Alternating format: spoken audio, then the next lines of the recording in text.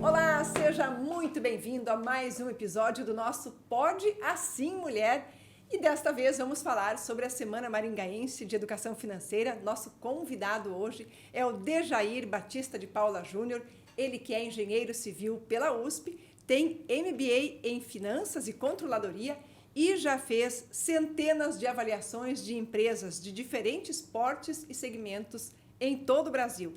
E ele é o nosso convidado para falar sobre a importância da educação financeira e vamos falar também sobre valuation, porque isso é importante no cenário atual.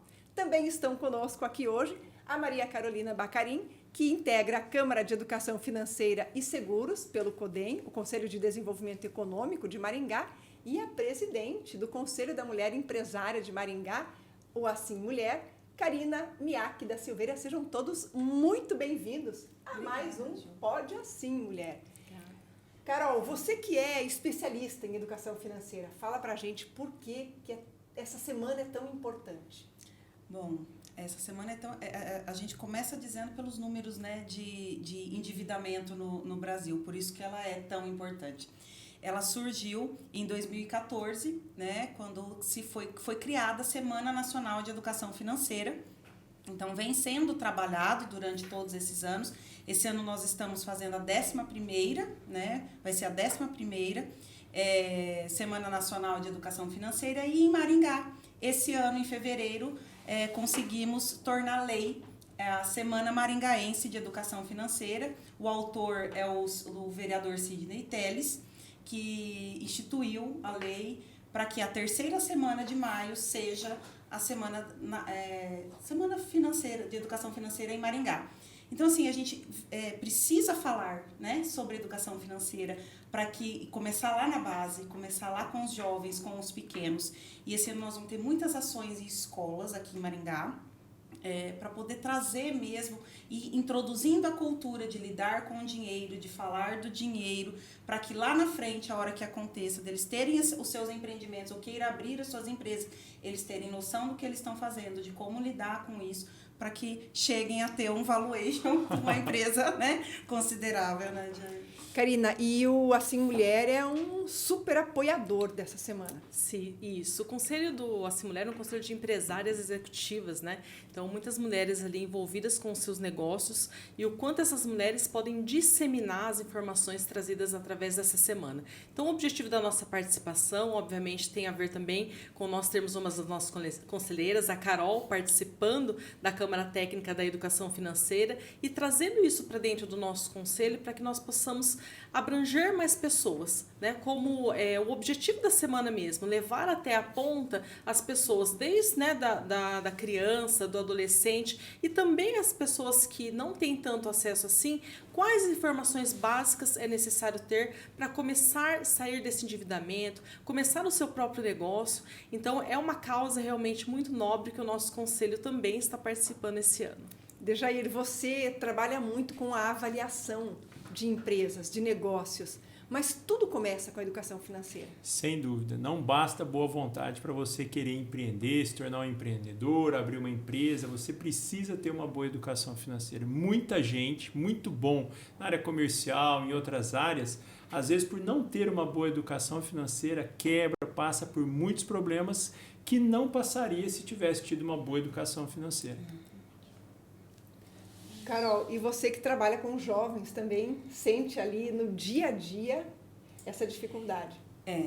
Na verdade, eu acho que isso é uma cultura que a gente está conseguindo colocar e falar. Hoje, se falar de dinheiro com o jovem é um pouco mais fácil. Eu falo que o difícil é convencer os pais que eles precisam educar os seus filhos e falar sobre dinheiro e dar a mesada e fazer o controle, deixar eles gerirem o dinheiro deles para que eles aprendam, porque eles vão aprendendo desde cedo tudo isso, né? Mas os jovens já estão vindo com um pouco mais dessa consciência, porque hoje se fala muito, tem muito na internet, e bolsa, e primo rico, tem, né, vários aí falando, mas como colocar isso no dia a dia?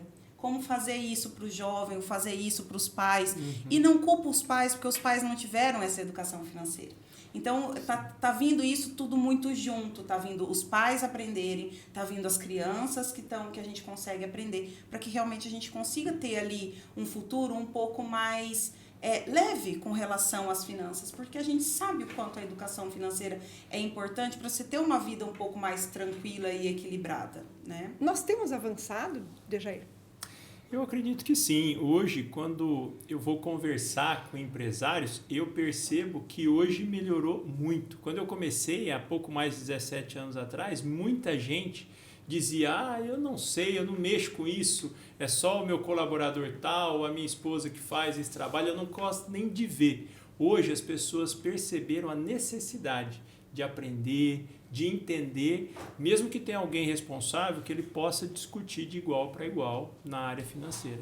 Hoje o pessoal percebe a importância. Porque, principalmente nas empresas, né, Jair, é diferente quando a gente fala de operacionalizar, que é o contas a pagar, a receber, que você vai falar um pouco disso com relação ao valuation, do que o gerir, né? Fazer a controladoria disso, fazer análise de indicadores, fazer tudo isso. Hoje você não vê, malemar as empresas fazem o contas a pagar e a receber da forma correta. Quanto mais olhar para esses indicadores. Então, tudo começa mesmo bem lá na base, né? E quando a gente pensa, assim, no valuation, né? Até eu vou pedir para você explicar um pouquinho melhor o que é exatamente valuation, porque nós temos muitos pequenos empreendedores que não fazem ideia, muitas vezes, né, do quanto eles precisam olhar para o lado financeiro da empresa, especialmente se quiserem crescer. Explica para a gente, né, por que o valuation é importante para grandes e pequenos também. Sim.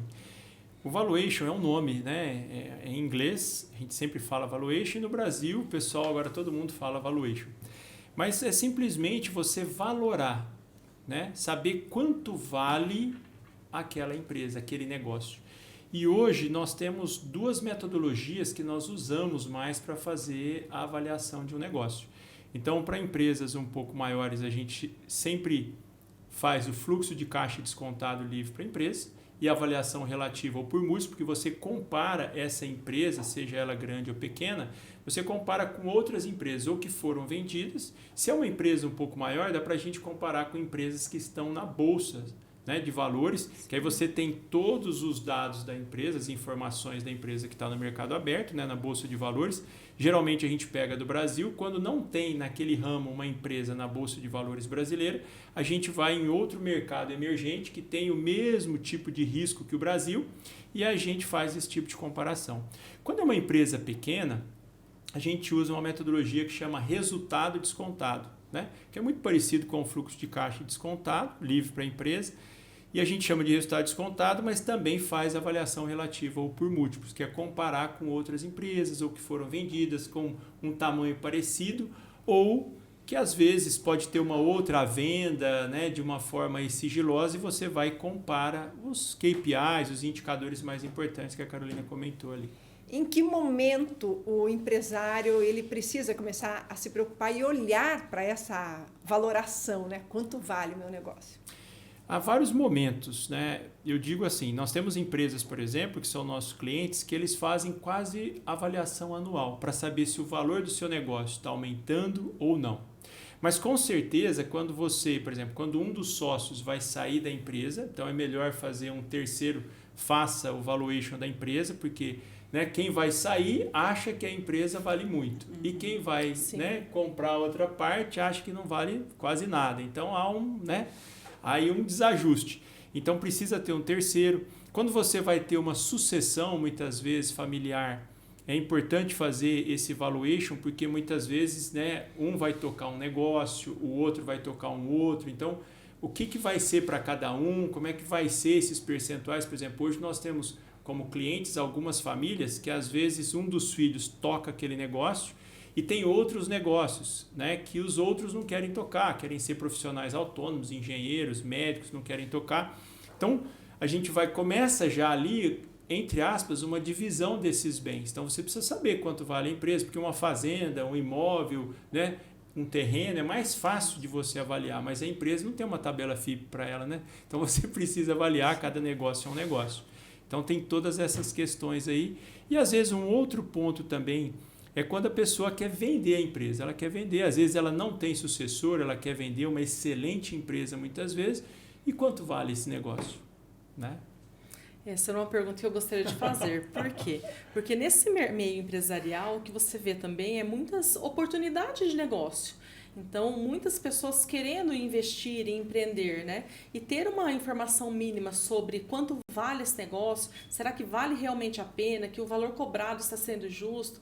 Então, eu queria que você trouxesse um pouquinho mais de informação, né, entre só diferença de fluxo de caixa, sobre DRE, como a gente consegue ter alguns sinais de que aquele é um bom negócio para empreender.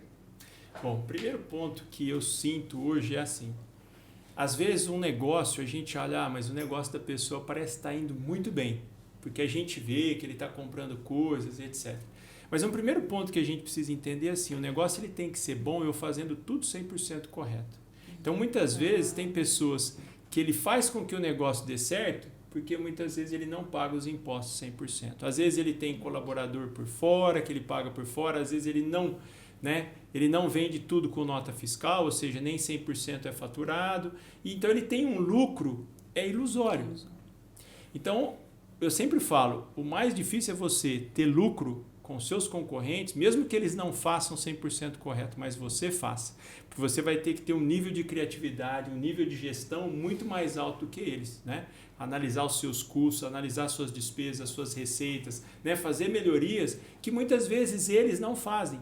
Porque eles focam somente nesse ganho, por exemplo, né, um exemplo que a gente está dando dos impostos.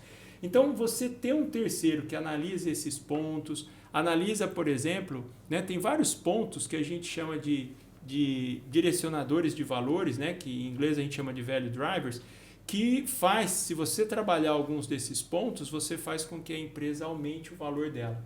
Né? Então, são pontos-chave que a gente vai olhar. Isso era uma pergunta que eu ia te falar. Quais são os pontos que vocês olham para dar o valor dessa empresa, né? O que vocês, por exemplo, uma marca registrada, conta ponto, o valor que ela vai agregar durante algum tempo também conta, não só o agora, como ela está agora, a capacidade de produção dela, né? De gerar caixa ao longo do tempo, isso também influencia? Sim, isso tudo é muito importante que você está trazendo, né, Carolina? Por exemplo, assim, um primeiro ponto hoje que quando alguém vai comprar uma empresa, né, principalmente na área de tecnologia, eles querem que é uma receita recorrente, porque você tem um risco menor, né, de você perder alguma coisa. Um segundo ponto entre o que você falou, que é a capacidade de crescimento dessa empresa. Qual a capacidade que ela tem de crescer nos próximos anos? Porque muitas vezes a gente vai fazer um valuation, a empresa, por exemplo, né, tem crescido 5% nos últimos anos. Aí quando você vai fazer o valuation, ele fala, não, vai crescer 15, 20, tá, mas baseado em quê? Exatamente. Né? Baseado em quê? Sim. Então, tudo precisa ser muito bem explicado, conversado, nos detalhes, né? O que você vai fazer. Então, o crescimento da empresa. Outro ponto que o pessoal olha bastante, que nós também, que é muito importante, né, numa avaliação, qual é o nível de concentração dos seus clientes? Porque, às vezes, você tem poucos clientes com um percentual muito alto da sua receita. Então, se você perde um cliente, você já vai ter... O impacto é grande. Ou, por exemplo, fornecedores. Né? Quantos fornecedores eu tenho? Se eu perder um fornecedor, isso vai me causar um problema em algum produto, etc. Então, qual é o nível de concentração desses fornecedores? Tem colaboradores que, por exemplo, eu não posso perder um colaborador? Né? A gente precisa olhar isso. Sim. Outra coisa, o dono. Né? Quanto menos dependente a empresa é do dono, por exemplo, se ele pode ficar doente, viajar 3 meses, a empresa não vai sofrer nada com isso. Isso é importante. Então, quando eu penso, por exemplo, em vender o meu negócio, porque muitas vezes a gente constrói um negócio nunca pensando em vendê-lo. Mas como eu ouço de alguns empresários, Dejair, eu tenho um problema aqui, porque eu montei esse negócio, nunca pensei que eu ia vender. E agora eu não sei tal coisa, eu não refleti sobre isso. E agora? E isso deve ser muito comum. Isso é muito comum hoje em dia. Então, sempre você precisa fazer a melhor forma possível, imaginando que um dia você pode, né, precisar vendê-lo. E essa preocupação, ela tem que surgir a partir de que momento? Desde o momento que você começa o negócio, a minha opinião é essa. Desde o momento que você começa o negócio, você fazer ele com nível de profissionalismo, mesmo que a sua empresa seja pequena, muito pequena. Isso acontece muito nas empresas familiares, né? Eles vão levando muito no amadorismo, aquela coisa caseira, na confiança, e não profissionaliza. E aí pode chegar um momento onde precisa, por N motivo, separar a sociedade, ou não, ou acontece de querer vender, vem um grupo grande, dependendo do estilo de negócio. Tem muitos grupos grandes comprando pequenas empresas, Sim. tá? Mas e daí? O negócio é familiar, e aí tem o apego emocional, porque aí a importância de vir alguém de fora para falar, olha, sua empresa é legal, tem um nome legal, mas viu, não vale o que você está querendo, né? Então tem tudo isso que leva em conta. E esse lado também. que você falou, né, que não ser substituível, né, dentro do negócio. Isso é extremamente importante, porque se você não é passível de ser substituído, a empresa não roda sem você. Como é que você vai quais processos vão estar ali para que eu consiga comercializar essa empresa, né? Então, é praticamente uma auditoria que acontece interna para que você consiga valorar a empresa, né? Muito bom, Dejair. Dejair, eu perguntei a partir de que momento o empreendedor precisa se preocupar com isso, porque nós vivemos um momento no Brasil em que muitas pessoas estão empreendendo, e a maioria empreendendo nesse jeitinho caseiro, vai do jeito que dá, né? Quais seriam os primeiros passos para quem estaria ali construindo um negócio e já pensando, opa, eu sou pequeno, mas eu preciso pensar no valuation?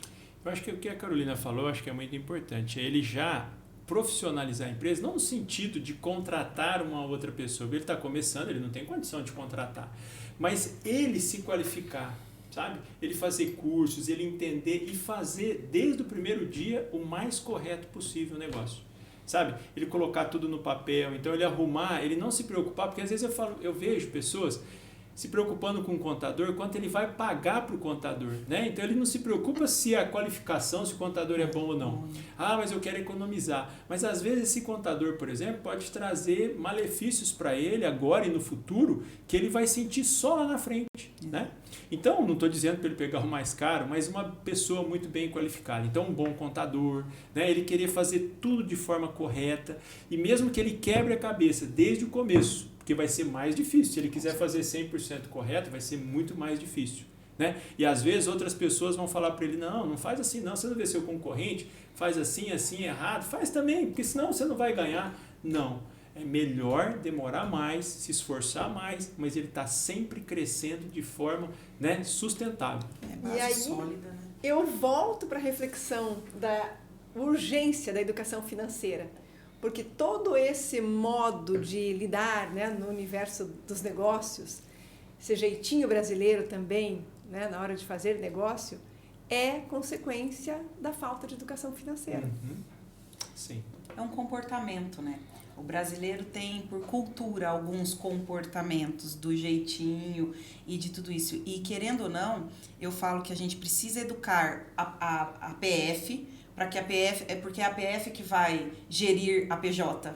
E a gente tem, é natural que a gente leve para dentro da nossa empresa a forma como nós pensamos e agimos como pessoa física para lidar com os nossos negócios. E não é assim que a coisa funciona dentro de uma empresa, né? Então, eu acho que a educação financeira, ela vem para realmente mostrar isso, que a gente precisa mudar os nossos comportamentos, a nossa forma de pensar, a nossa forma de agir com o dinheiro, né? Para que a gente tenha empresas e empresários e empreendedores que pensem diferente e ajam diferente. Mais conscientes, né? Exatamente. Em relação às finanças. As finanças. Veja a importância dessa iniciativa, né, da nossa prefeitura de estabelecer uma semana, como lei, né, uma semana da educação financeira, onde vários segmentos, várias entidades estarão falando sobre essa temática.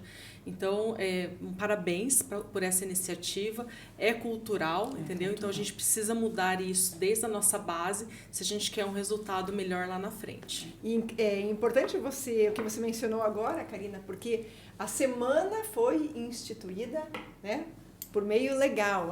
Criou-se uma lei, mas só a lei não muda o comportamento das pessoas. Então, o envolvimento das diversas instituições, profissionais, os segmentos diversos aí da cidade estarem envolvidos nessa semana de educação, no movimento de educação financeira, é que vai fazer a diferença, né? Isso, perfeito, Juliana, é exatamente isso. É a mudança da cultura, a mudança do comportamento que vai fazer com que nós, lá na frente, consigamos escolher pessoas mais conscientes, mais responsáveis, né? Com as empresas mais sólidas, né? Hoje, mais do que nunca, não só na parte financeira, mas a gente está vendo ali que as empresas que têm uma consistência maior, tanto na governança como na sustentabilidade, serão empresas que perdurarão por mais tempo, né? E a educação financeira vai fazer parte disso, sem dúvida. Dejair, o que é que você deixaria como uma mensagem aí final para quem está nos acompanhando e para quem quer crescer financeiramente? Um ponto que eu queria comentar, que eu acho que é importante, é assim, é a pessoa, ela realmente se qualificar, ela estudar, aproveitar bem esse momento. Eu vou dar um exemplo, por exemplo, de vários empresários que isso já aconteceu. Dejair, eu não sei o que está acontecendo, porque a minha empresa, ela está dando lucro, olha o DRI aqui, ela está dando lucro, só que eu não vejo dinheiro, não sei o que está acontecendo. Mas muitas vezes, o que ele esquece? Por isso que eu comentei do fluxo de caixa, porque no fluxo de caixa você vai analisar também os investimentos que a sua empresa faz e você vai analisar o capital de giro que você necessita. Então, às vezes a empresa ela cresce muito em pouco tempo, mas, por exemplo, ela paga os seus fornecedores com 30 dias e recebe, em média, dos seus clientes com 90 dias. Conforme ela vai crescendo, ela precisa de dinheiro. E muitas vezes há empresas que você precisa de um investimento alto todo ano. O investimento é alto para que ela, né, dê um lucro legal e etc. Então, você precisa fazer essa análise, você precisa entender essas diferenças, senão você vai ter problemas. Você acha que está ganhando, mas não está. É só um exemplo. Por isso a importância da qualificação do empresário entender o que está acontecendo na empresa dele, né? Ele entender todos esses pontos, né? Qual é o melhor regime tributário para ele. Quantos empresários eu vejo que às vezes não tem um bom contador e ele está no regime tributário errado, né? Então ele poderia estar com um lucro muito maior, mas ele não tem alguém bem qualificado para auxiliá-lo. Vamos falar bem a verdade, a gente precisa de contadores que não são aqueles que emitem só a guia de recolhimento, a gente precisa de contadores que orientem os clientes, que façam assessoria para os clientes. Porque a gente vê muito isso, os clientes até sonegando mesmo por falta de informação. A qualificação, né, ela vem a partir da educação. Então, é todo um movimento. Dejair, muitíssimo obrigada pela participação. Uma honra, né, poder conversar com você, trazer essas reflexões aos nossos empresários e empreendedores que estão nos acompanhando. Muito obrigada, Carol, Karina. E a você que nos acompanhou até agora, eu peço que você deixe o seu like, inscreva-se no nosso canal e continue nos acompanhando. Até o próximo episódio. E eu aproveito para agradecer o apoio e a participação da Adventure Studio na gravação dos episódios do Pode Assim Mulher.